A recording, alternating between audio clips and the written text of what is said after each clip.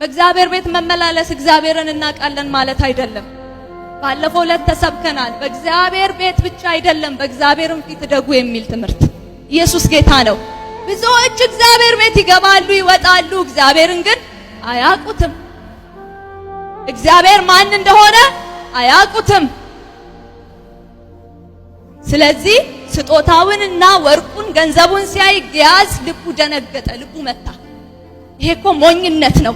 እንዴት ነው ሰው ይሄ ሁሉ ገንዘብ ቀርቦለት አልፈልግም የሚለው አለና ኤልሳ ሳያየው በጓሮ በኩል ተደብቆ እየሮጠ ሰውየው ጋር ሄደ።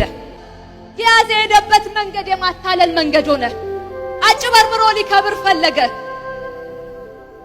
ብዙዎቻችን በእግዚአብሔር ቤት ውስጥ እንመላለስ ይሆናል። የእግዚአብሔርን ክብር ስላላየን ግን ሌላ ነገር ያሳስተናል፣ ሌላ ነገር ይስበናል። የመጣው ስጦታ ሁሉ ይጎትተናል፣ የተከፈተው በር ሁሉ ያታልለናል። እንደ እግዚአብሔር ሰው ዛሬ ምንቀበለውንና ማንቀበለውን መምረጥ አለብን። ኢየሱስ ጌታ ነው።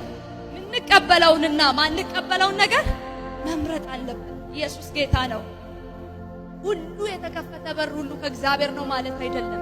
የመጣ መልካም ነገር ሁሉ እግዚአብሔር ሰጥቷችኋል ማለት አይደለም። የመጣ ጥሩ ነገር ሁሉ እግዚአብሔር እንኩ ብሎ የሰጣችሁ በረከት ነው ማለት አይደለም። እንደ እግዚአብሔር ሰው መመርመር አለብን። ሰይጣን ደግሞ የሚያስፈልጋችሁን ያውቃል። በሚያስፈልጋችሁ ነገር ነው የሚመጣው። ሰይጣን ብር ከሆነ ያጠረሽ ለአንቺ ሌላ ነገር ይዞ አይመጣም፣ ብር ይዞ ነው የሚመጣው። የትዳር ጥያቄ ከሆነ ያለብሽ ለአንቺ ምን ይዞ ነው የሚመጣው? የተሳሳተ የትዳር መንገድ ይዞ ይመጣል። እንደየጥያቄያችሁ ፈተናውን አስተካክሎ አሳምሮ ይዞ ይመጣል። ኢየሱስ ጌታ ነው። አዳምና ሔዋን አትብሉን የተባሉበትን ነገር የሚጓጉለትን ነገር ይዞ ነው ይመጣል።